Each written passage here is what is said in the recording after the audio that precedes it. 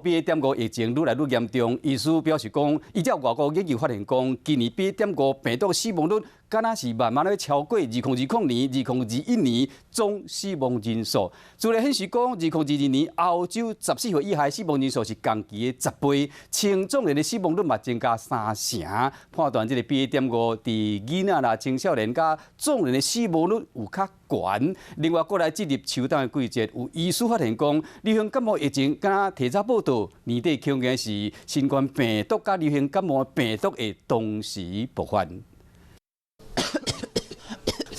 拍甲像唱片、酷酷扫，这拢是倒着病毒，抢在看到镜头，随BA.5疫情压起来，昨过来新增加4.7万本土病例，这3个月以来阁创新高。胸腔动症专科医师黄显嘛普文警告，外国研究人员分析欧盟39个国家发现，2020年的BA.5病毒的死亡率慢慢超过2020年、2021年的总死亡人数，而且资料显示，2020年的欧洲0岁到14岁死亡人数是同期的10倍，青壮年的死亡率嘛增加30%。研判BA.5伫咧囡仔、青少年、壮年3大族群死亡率拢相对较高。在美国已经有看到，就是说它在跟 Delta 那时候的超额死亡比较起来的话，它其实是 Delta 的3倍。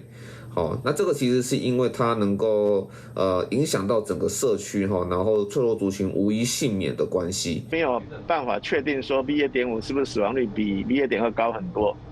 那或者在儿童里面，它特别毒性特别高，这个目前还没有办法确定这一点。就算BA.5大部分是轻症，不过同款袂当放放放，加上最近诊所和病院急诊看诊的人变多，医师烦恼到秋冬季节，疫情哪可能会阁压起来？恐惊要面对BA.5和流感病毒同齐做爆发。流感在台湾已经连续两年不流行了哦，所以我们累积很多可感染的人，这是一个事实。目前合理的估计是今年年底会有一波还不小的流感疫情，所以今年年底呢，就是2个病毒同时流行的机会是非常高的。因为新冠和流感病毒可能拢会感染到，医师还有2种疫苗拢要注到，嘛要做好个人的防护措施。